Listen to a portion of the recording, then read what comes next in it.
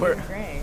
Black and gray. We're trying to be cool. So, hey friends, thank you so much for clicking on this video. I'm Brett. Look who's back. It's Maya Cryor. We're doing Film with Friends again. Yes. And of course, she did such a great job with our Proud Mary review. So we just got out of Pacific Rim Uprising.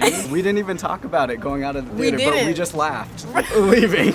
Okay, so Pacific Rim Uprising. This is the sequel to the film that came out, I think, 2013. John Boyega's character, who is the son of Idris Elba in the first one, he gets recruited to help these new pilots and rangers learn how to do combat in these Jaeger robot things, and of course a whole bunch of stuff goes down, which basically unleashes monsters yet again. It's an excuse for 2 hours of robots versus monsters. So Maya, you did not see the first one, I right? didn't. I kind of got the gist of Exactly, everything. So right? so I think I'm okay if I didn't see the first one. Yeah. I think it was good. Okay. It was cool, good action. I had a lot of oohs and ahs in there, right? You did. There was running commentary. I was like, oh my God. Definitely want to applaud the feminine power that was going on within the film. Absolutely. A lot of leading ladies, a lot of diversity going on. I'm thankful that it's progressing, even in action films as well. I think Namani, who's sort of co-leading with John Boyega, she's really great. Yeah. Mako, played by Rinko Kikuchi from the first movie, she's back in here. We have a new character named Xiao, who's like this badass Chinese corporation. Extremely intelligent Yeah. woman. I'm just like, oh my God, I'm here for it all. If Maya were a character in the movie, she would be Xiao. Like, she would be the one to get business done. Listen, the feminine power, women being the leading roles and taking charge, like the leading girl, she built a robot. So that was great, just because that's what's going on right now within the world, like girls learning code and learning technology, and just that's being at the forefront. So I'm really glad that they put a spotlight on that. Yeah, so. kind of like Letitia Wright's character in Black Panther. Right, Sister, exactly, right? Yeah. exactly. So I love these action blockbusters, giving young girls more of a platform and really getting into the action instead of just standing to the side. Let's get something done. That's right. I would love to hear your opinion, Brett, because Brett didn't say anything. Normally we'd be like, oh, then he was like.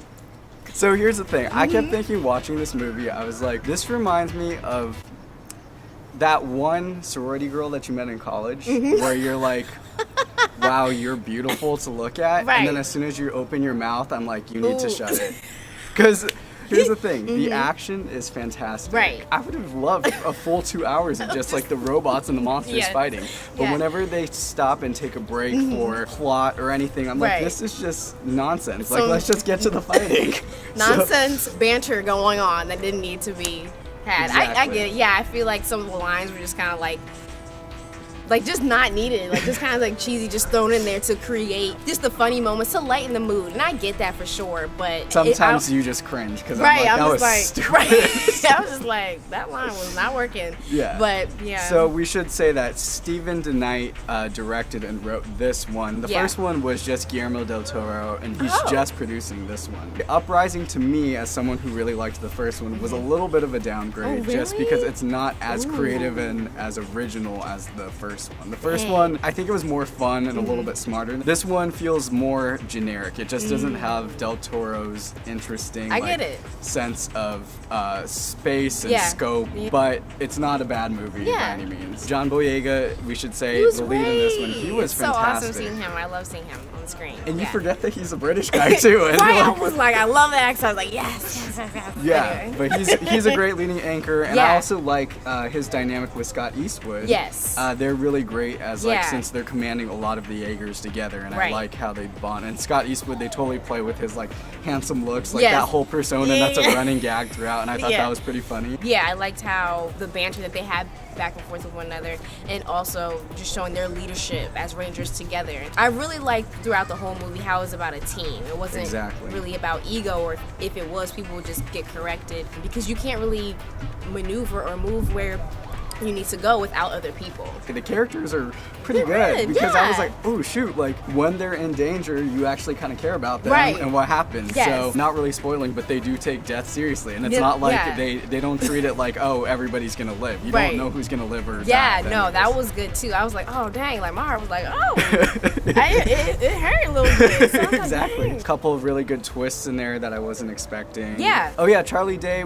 did a really great job too. The mousy white dude. From the first one, he's super hilarious, and I Yeah. think he's the hammiest and has the most fun in this one. Yeah, I agree. How has this compared for you with some of the other action blockbusters that you've seen recently? Oh, there's diversity Yeah. in action films, but I really feel like they made an effort to put their heart and soul into casting.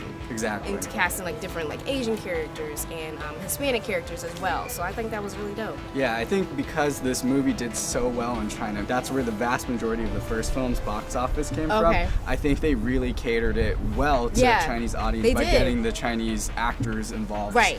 integrally. Right, And I agree with that. They're great characters Yeah, too, so I they were liked great. that. Yeah. On a scale of 1 to 10, what's your 1 to number? 10. Yeah. I might give it like a 7. Okay, cool. My number is a 6, so our average is a 6.5 out of 10. So it is dumb, but it's fun, right? Yes. It's a dumb movie, but good entertainment. I'm cracking up. Too much? Too weird? No, go ahead, Brett. But go ahead. that's it from us. So what did you guys think of Pacific Rim Uprising? If you loved it or you hated it, let us know in the comment section below. I'm always replying. Maya will definitely reply. We love your comments. Thank you so much for Exactly. tuning in. Thank you. And do you want to plug anything in? What do you got going on right now? Oh, yeah. My film I did is called Say La. It is actually being shown at it's called Film Symposium. Yeah. It'll be in April. So I'm excited. My film was Congratulations. selected. That's so awesome. dope. So hopefully within the next few weeks, I will be able to push that out, like the dates and the location. So you guys can follow me on Instagram at hi_Maya, MAYA, Cryor, CRYOR. If you like this video, please give it a thumbs up and subscribe. And also let us know, because since Maya is a recurring guest, let us know what's the next movie you want us to see together. What do That you would want be to great. see? Thanks so much for watching, you guys. We really appreciate it, and we'll see you guys at the movies. See ya.